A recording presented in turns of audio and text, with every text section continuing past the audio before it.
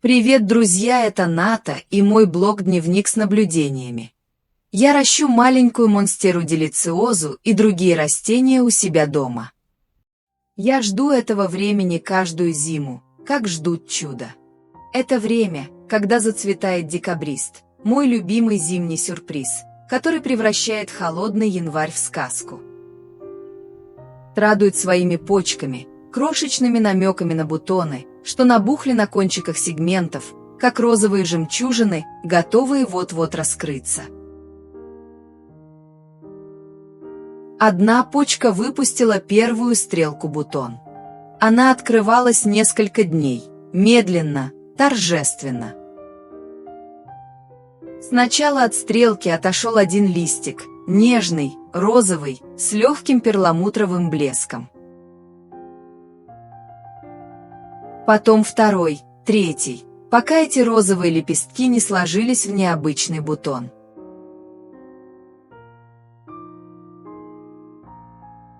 У него из одной розетки выходит вторая, вложенная внутрь. В самом центре сияет золотой пестик, тонкий, изящный.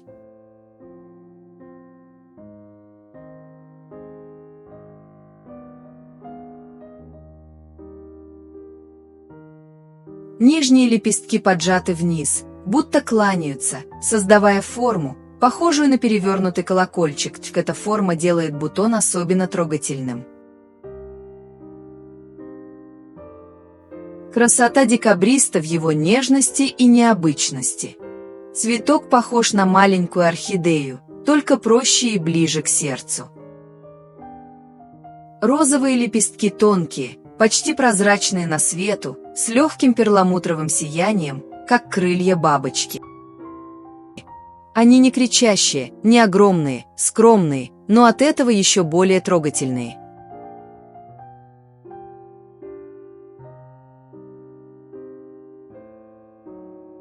Золотой пестик в центре светится, будто внутри спрятан кусочек солнца.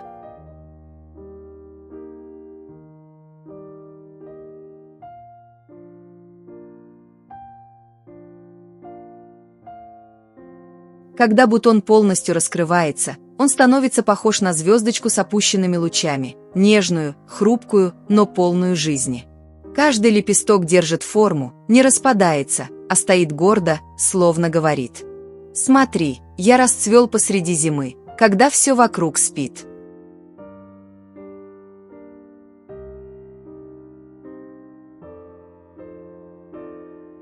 Двор за окном накрыло синим саваном, глубоким, бархатным, почти ночным синим, который ложится на снег и делает его холодным, почти металлическим на вид. Красивая холодная красота. На другом окне, тоже на естественном освещении, живет декабрист, то, что осталось от пушистого кустика из 5 веток. Осталась одна. Та, что выстояла, когда остальные отвалились одна за другой, оставив после себя сухие обломки и горечь в сердце. Эта единственная ветка, тонкая, но упрямая, поднялась вверх и подарила один цветок. Он возвышается на ней, как флаг победы, торчит прямо, гордо, словно говорит: «Я здесь, я живой, я расцвел, я красавчик». Я очень рада. Это зимний подарок от этого бедолаги, цветок, который появился вопреки всему. Морозу за окном, коротким дням, потерянным собратьям. Красивый бутон, розовый, нежный, с лепестками.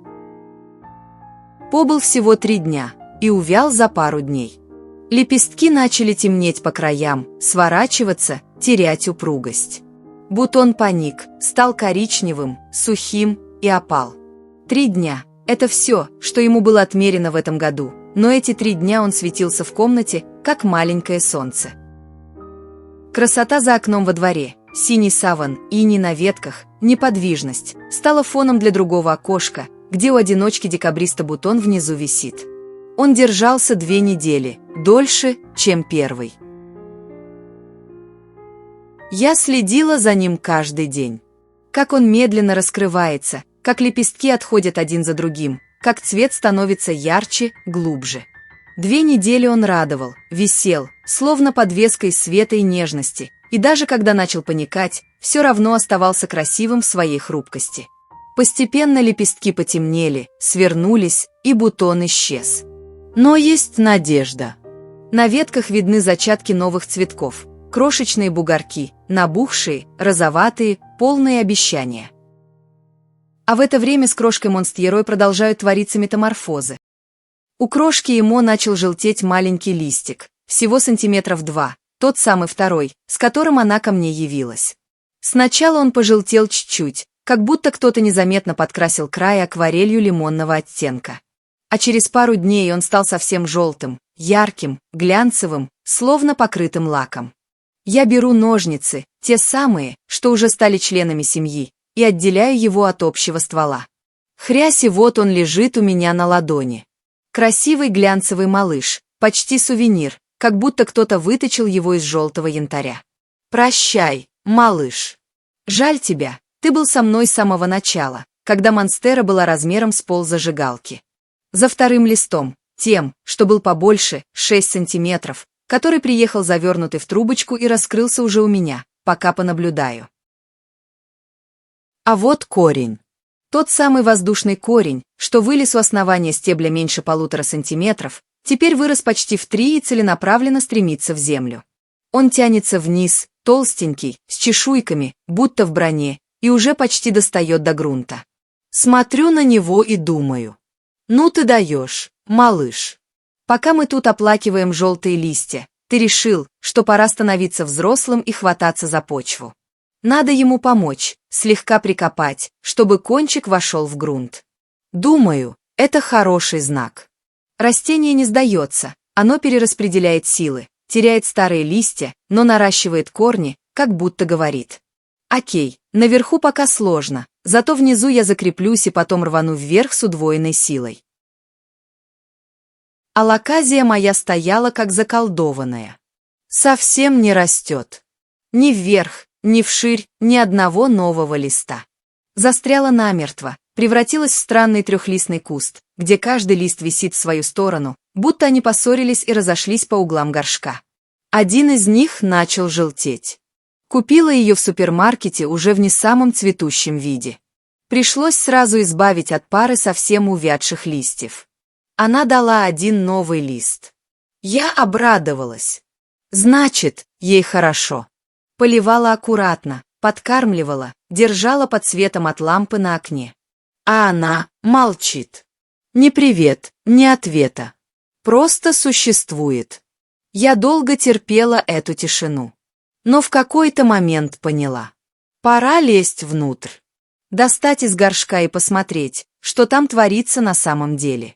Намешала свежий грунт с перлитом, легкий, воздушный, как полагается тропической принцессе.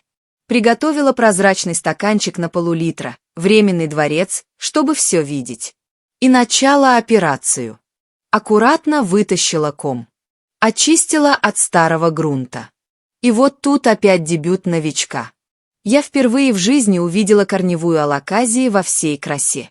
Точнее, почти без красы. Из черенка торчит совсем немного коротких белых корешков. Есть пара длинных, сантиметров по 15-18.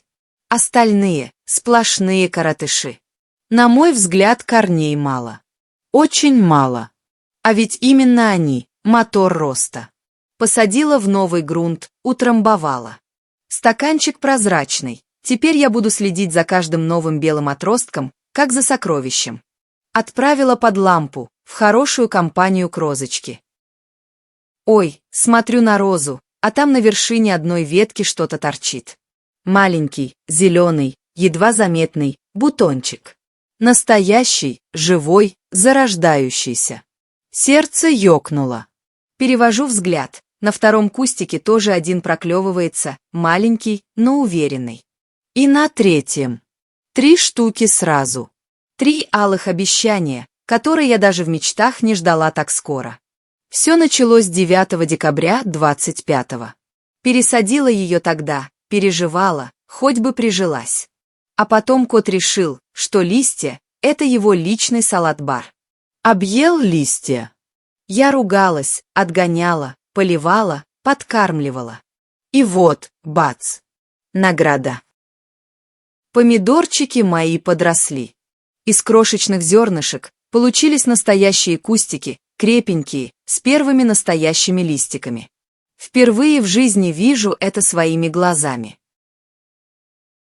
Под тем же теплым светом поселились малыши-цикламены. Переехали поближе к лампе, сантиметров 50 до лучей. Они же вроде тенелюбивые аристократы, а тут я их на подоконник под прожектор. Прошло ровно 7 дней. Мороз за окном все еще держит свою ледяную хватку, не отпускает ни на миг. Но птицы во дворе, как всегда, собираются на березе, в любое время года, хоть в пургу, хоть в оттепель. Сидят, чирикают, обсуждают последние новости. Кто где семечко нашел, кто кошку перехитрил, кто ветку удачную занял. Алаказия моя тем временем решила устроить драму. Тот лист, что начал желтеть, теперь полностью желтый. Яркий, солнечный желтый на фоне темно-зеленых собратьев, с серыми прожилками, будто кто-то провел по нему серебряным карандашом. Красиво, честно говоря. Как осенний акцент в тропическом саду. Другие 2 листа целы, но на них появились пятна, мелкие, подозрительные. Растение явно копит силы на корне. Все лишнее сбрасывает, как ненужный багаж перед долгим путешествием. Я понимаю. Ей сейчас не до парада листьев. Нужно корни нарастить. Беру ножницы. Отрезаю желтый лист аккуратно, с пожеланиями сил и процветания. Теперь их осталось 2. Розочка в это же время вышла на новый уровень. Бутоны, которые неделю назад были крошечными зелеными шариками, теперь заметно подросли. Налились, округлились, вот-вот лопнут алым. Новые листики почти перестала отращивать, вся энергия ушла в цветы. Ах, скоро зацветет. Я уже представляю, как эти 3 бомбочки раскроются и превратят подоконник в маленький фейерверк. Цикламены тоже не дремлют. Подросли, окрепли. А крошка Эмо перебралась ближе к батарее. Полностью под свет лампы, но теперь еще и теплый воздух от радиатора. Ей явно нравится эта комбинация. Вытянула свой большой лист вверх, важная такая, будто королева на троне. Тот листик, что начал желтеть на кончике, подсох, но желтизна дальше не пошла. Остановилась. Я наблюдала несколько дней. Поливала, опрыскивала водой. Решила, пусть остается у батареи. Возможно, на холодном окне ей было неуютно. Спокойной душой я закрываю дверь квартиры, оставляя своих зеленых подопечных под лампой и присмотром кота. Поезд ждет. Вокзал встречает гулом, паром изо рта и сугробами, который Москва накидала за ночь, будто решила переиграть все рекорды. 1,5 метра чистого, пушистого снега. Но какой! Весь в крошечных блестках, словно кто-то сверху щедро сыпанул бриллиантовую пыль. Дорога блестит, фонари искрятся, даже грязные обочины превратились в серебряные ковры.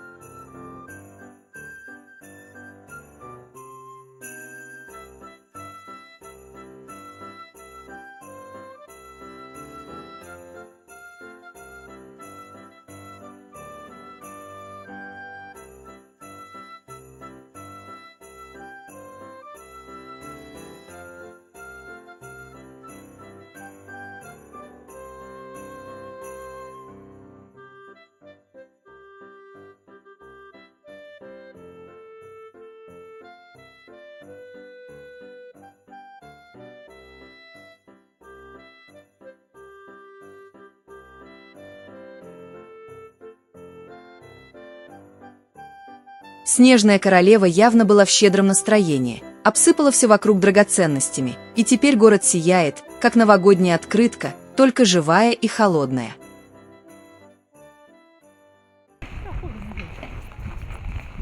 Мороз трещит за окном все 5 дней, не сдается ни на градус. Воздух стал таким прозрачным, что над башнями Кремля можно разглядеть каждую чешуйку снега на шпилях.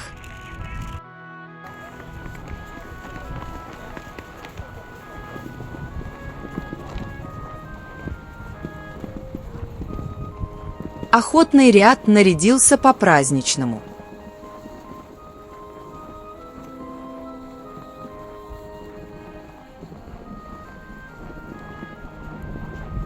Елки в гирляндах, фонари в инее, снегири на ветках, снеговики с морковными носами, а между ними лавочки с горячим чаем и пирожками. Запах мороза, дымок, хвои и морозного металла смешиваются в одну густую, уютную волну.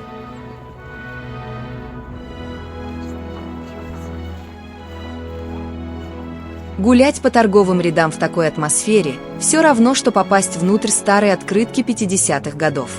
Люди в шапках-ушанках, пар изо рта, смех.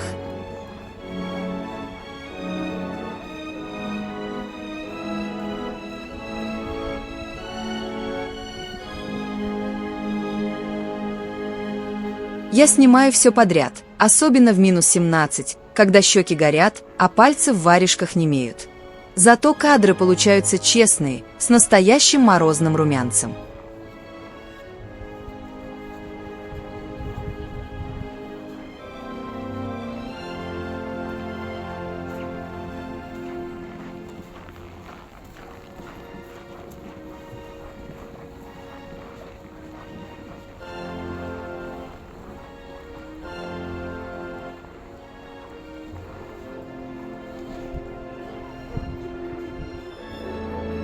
В метро тепло, почти жарко после улицы.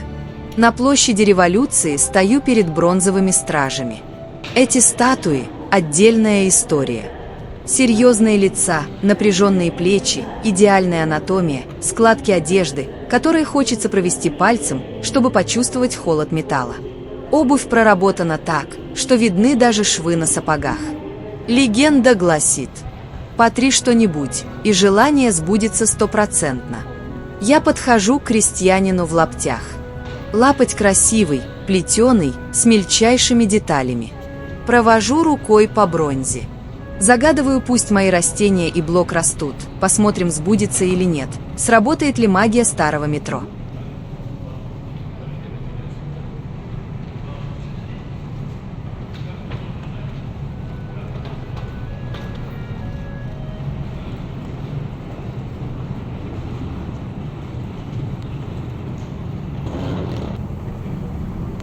Обратно в вагон.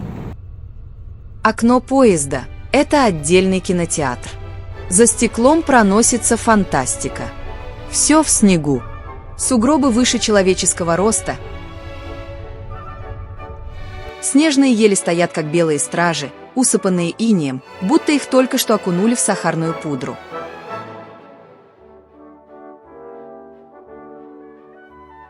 Деревеньки тонут в белом по самые крыши. Дороги исчезли.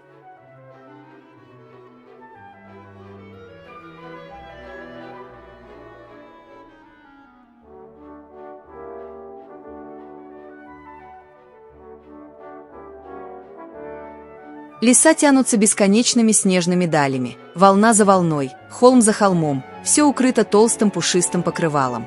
Солнце пробивается сквозь облака редкими лучами, и тогда снег вспыхивает миллионами искр, слепит, переливается.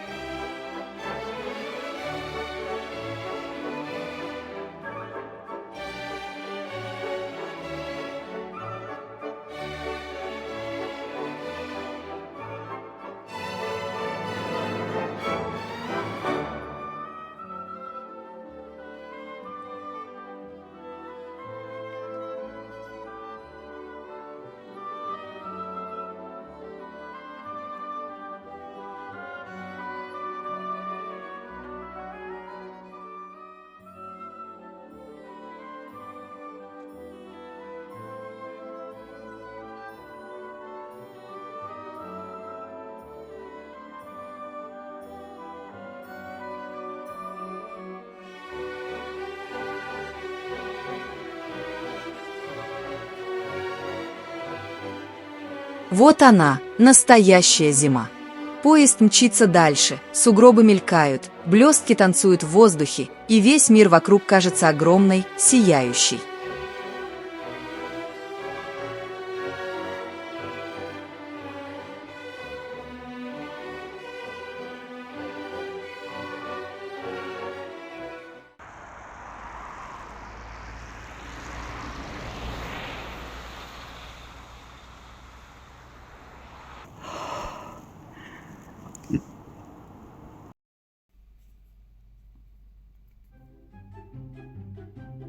Вернулась домой.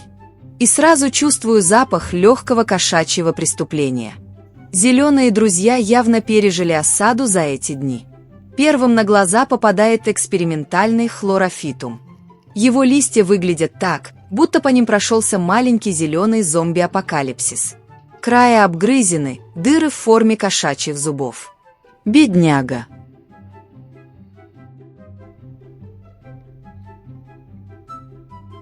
Перевожу взгляд на розочку. Бутоны, чудо, налились глубоким алым.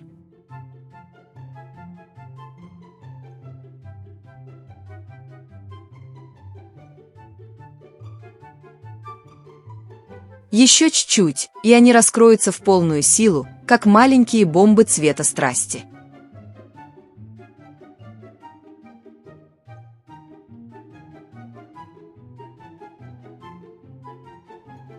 А вот листья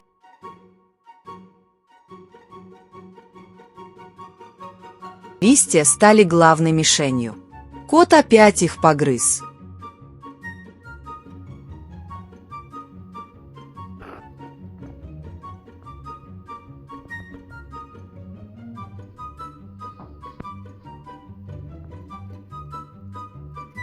Надкусанные, с рваными краями.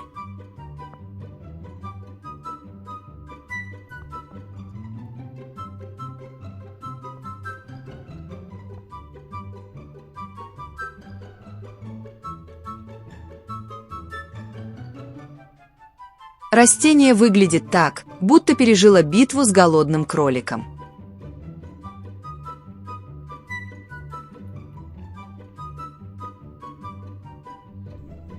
Беру ножницы. Приступаю к операции. Срезаю все, что пострадало. Один лист, второй, третий. Куча растет на столе, зеленая, трагическая. Роза теряет пушистость. Теперь она больше похожа на строгую балерину после неудачной стрижки. Тонкая, с яркими бутонами наверху. Зато бутоны целы. В качестве подкрепления достаю спицу. Натыкаю на нее несколько шкурок от мандарина, свежих, ароматных, с той самой приятной цедровой нотой, которую он ненавидит всем своим кошачьим нутром. Втыкаю этот импровизированный антикошачий шампур прямо в грунт рядом с розой. Запах разносится по комнате, горьковато-цитрусовый, победный. В прошлый раз, когда он ел пальму, цитрус помог, но надо следить, чтобы шкурки были свежие, сухие не так активно пахнут и на котика не действуют. Куст хлорофитума стал богаче, пышнее. Теперь он притягивает взгляд мгновенно, стоит в углу и сияет, как живая картина. Выпустил сразу несколько стрелок, тонких, грациозных, а на концах — белые звездочки-цветочки. Такие нежные, почти прозрачные. Обожаю их. Они появляются круглый год, без всяких капризов, и каждый раз, когда прохожу мимо, останавливаюсь и просто наслаждаюсь. Маленький белый праздник на подоконнике.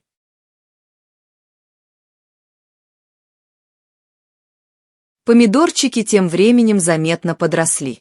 Из тоненьких малышей превратились в настоящие кустики, обросли плотными листьями с характерным томатным запахом.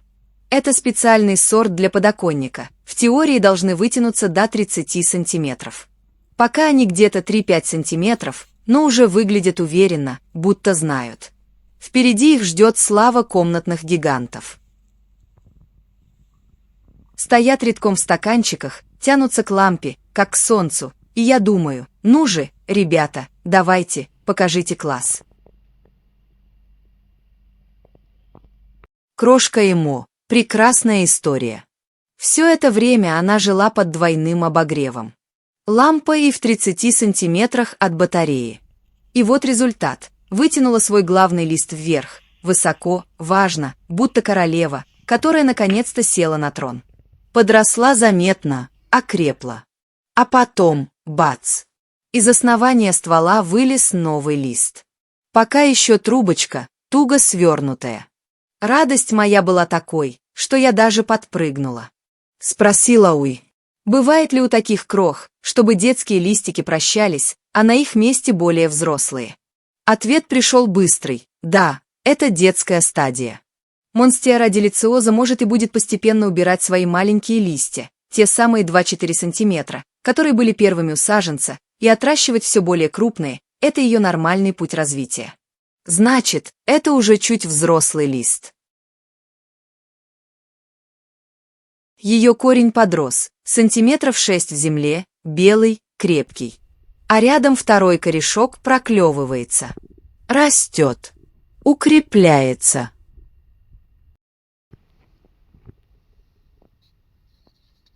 Огурчик тоже не отстает.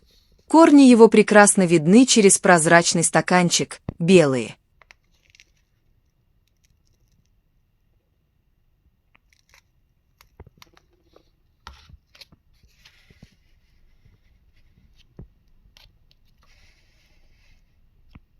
На поверхности куча маленьких зачатков огурчиков, каждый с желтеньким цветочком.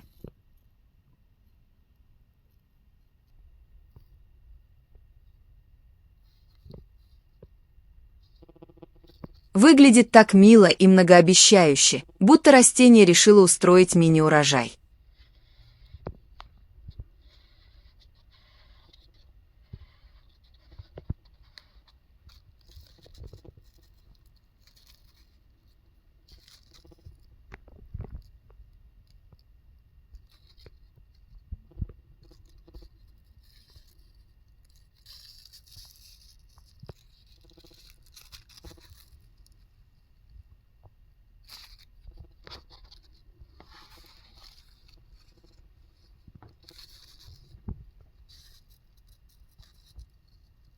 И тут котик попробовал лист на зуб.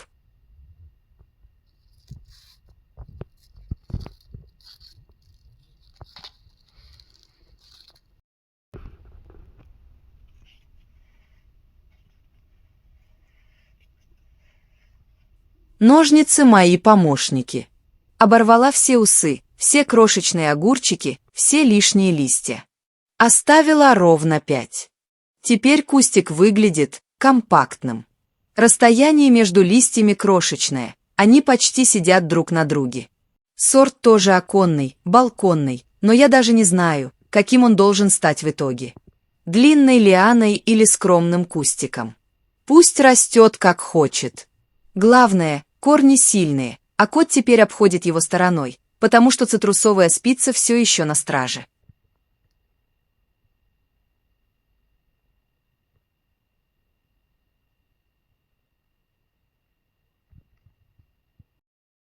Мороз решил поиграть в художника. Окрасил голубое небо в нежногрозовые облака, такие пушистые, будто кто-то растер по небу гигантскую ватную конфету с малиновой глазурью. Я стою у окна минуту-другую, просто любуюсь этим цветом. А потом приходит доставка. Плотный мешок. Весом 7 кило. Представьте. Я его тащу. Улица, подъезд, потом по коридору, потом в квартиру. Он тяжелый, как мешок с картошкой, только вместо картошки внутри земля будущего. Открываю, и правда, грунт жирненький, темный, влажный на ощупь. В нем крупные палочки, кусочки коры, деревяшки размером с палец. Такой рыхлый, воздушный. Универсальный, для всех цветов и растений. Пора пересадить парочку цикламенов-малышей. Эти крохи до сих пор сидят вдвоем в одной пластиковой баночке, по одному красивому листочку на каждого. Думаю, пора им в отдельные апартаменты.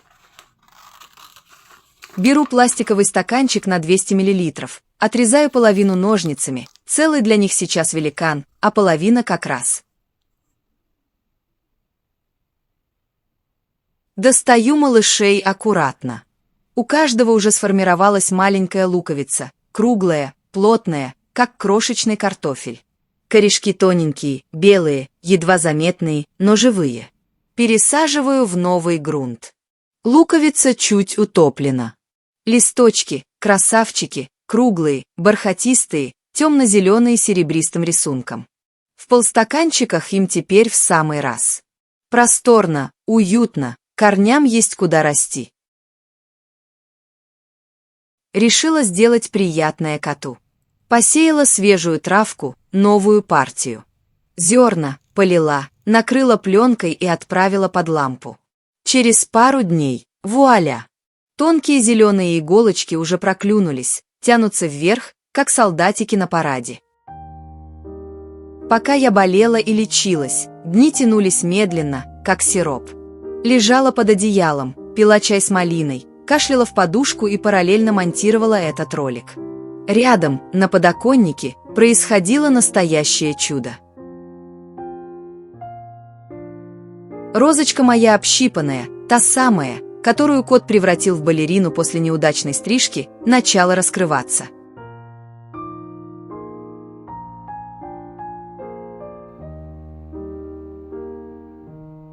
Бутоны, налившиеся алым еще до моей болезни, теперь один за другим меняли форму. Самый первый, из плотного шарика, превратился в совершенный цветок. Алый, бархатистый, с лепестками, которые будто выточили из дорогого атласа. Безупречный.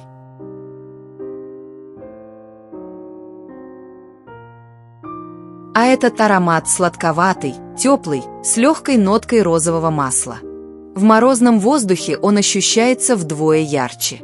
Сидишь у окна, вдыхаешь, и кажется, что зима на секунду отступила, дала место лету в одном единственном цветке.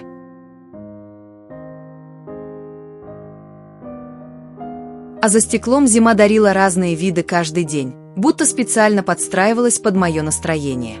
Утром просыпаюсь, двор в густом тумане, все размытое, белесое, как старая фотография. Березы стоят призраками. На другой день налетает метель, снег кружит горизонтально, заметает дорожки за минуты. Потом выходит солнце, яркое, морозное, колючее, и тогда снег начинает сверкать так, что глаза болят. Пушистые хлопья падают медленно, танцуют в воздухе, ловят свет и превращают двор в огромный снежный калейдоскоп. Один день – тишина и иней на проводах, другой – ветер воет, срывает снег с крыш, третий – солнце режет глаза, а сугробы блестят, как сахарная глазурь. Каждый раз новый кадр. Зима не повторялась ни разу. Декабрист, мой бедный кактус-оптимист, подвел. Все те крошечные бутоны, которые он так гордо выставил в декабре, отвалились один за другим. Безжалостно. Ни один не раскрылся. Я смотрела на него с укором, он стоял зеленый, бодрый, но без цветов, как человек, который наобещал праздник и не пришел. Чудо не случилось.